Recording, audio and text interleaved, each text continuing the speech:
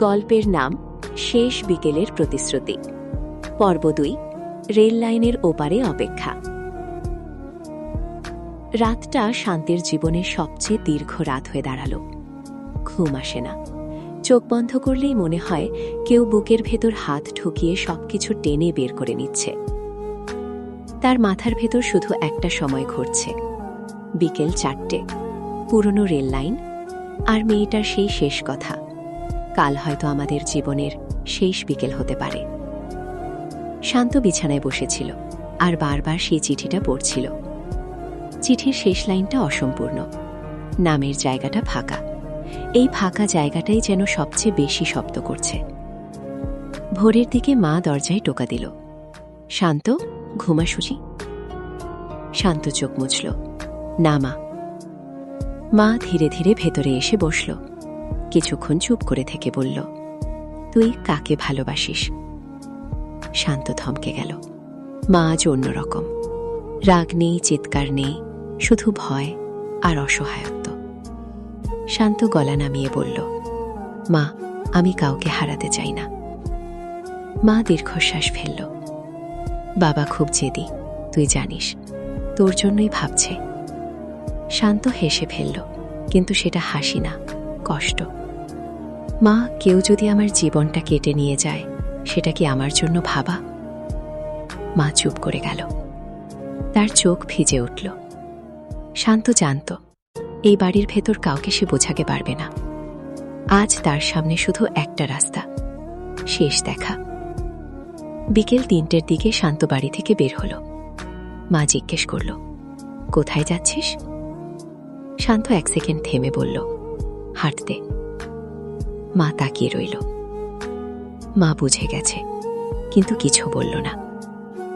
বাইরে বাতাস ভারী। আকাশটা আজও মেঘে ঢাকা।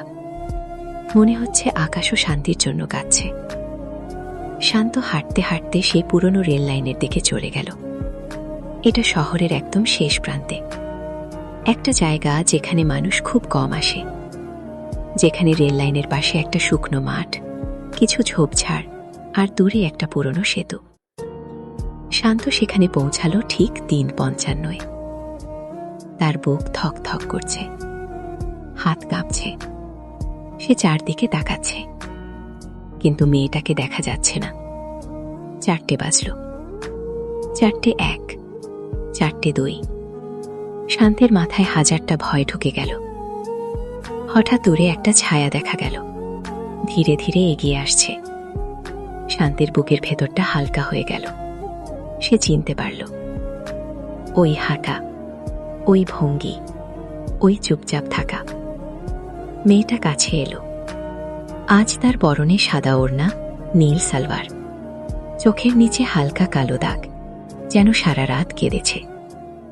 শান্ত ১ মুহূর্ত তাকিয়ে থাকল, তারপর শুধু বলল, তুমি এসেছ।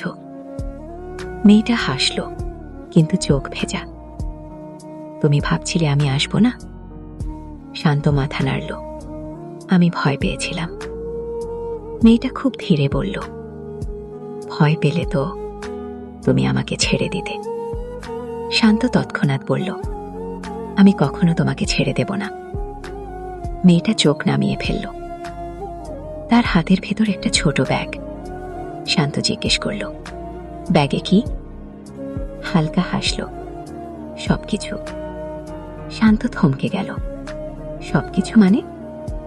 মেয়েটা রেল লাইনের দিকে তাকিয়ে বলল, শান্ত, আজ একটা কথা বলবো, তুমি শুনবে, চিৎকার করবে না, রাগ করবে না। শান্ত গলা শক্ত করে বলল, বলো। একটু থেমে বলল, তোমার বিয়ের কথা আমি আগে থেকেই জানতাম। শান্ত যেন মাথায় আঘাত খেল। তুমি জানলে কিভাবে? মেয়েটা শান্ত গলায় বলল, তোমার মা আমার সাথে দেখা করেছিল। শান্তির চোখ বড় হয়ে গেল। কি? আমার মা? মেয়েটা মাথা নাড়ল। হ্যাঁ, গত সপ্তাহে। শান্তির বুকের ভেতরটা কেঁপে উঠল। মা তোমাকে কি বলেছে? মেয়েটা বলল, তোমাকে ভুলে যেতে বলেছে। শান্ত যেন শ্বাস নিতে ভুলে গেল। আর তুমি? মেয়েটা ঠোঁট কামড়ে বলল, আমি বলেছি আমি চেষ্টা করব। শান্তির চোখ জ্বলে উঠল। তুমি কিভাবে এমন কথা বললে? মেয়েটা হঠাৎ কাঁদতে শুরু করল। কারণ আমি জানি আমি তোমার জীবনের জন্য ঝুঁকি। শান্ত থমকে গেল। ঝুঁকি? কেন? মেয়েটা নিজের ওড়নার একপাশ দিয়ে চোখ মুছল। তারপর খুব আস্তে বলল, শান্ত, আমি তোমাকে পুরো সত্যটা বলিনি। শান্ত একদম স্থির হয়ে গেল।